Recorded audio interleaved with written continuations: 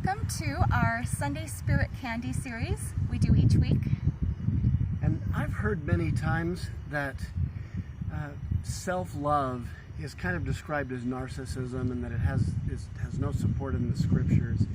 And I've even heard people quote the two great commandments, love thy neighbor as thyself being the second one, that it doesn't really support self-love, but that we're all basically narcissistic. I want to take issue with that. Jesus said, inasmuch as ye have done it unto the least of these, my brethren, ye have done it unto me.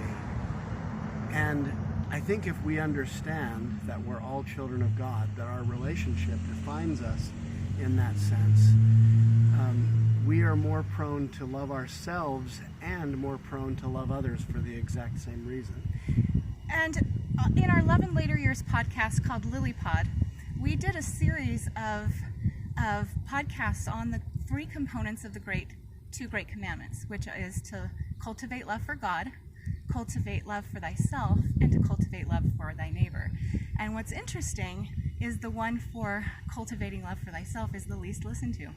And yet we think it's actually the virtue that is least ignored and the most needed in our church culture, because I think for any active Latter-day Saints, we're good at loving God and we're good at loving our neighbors.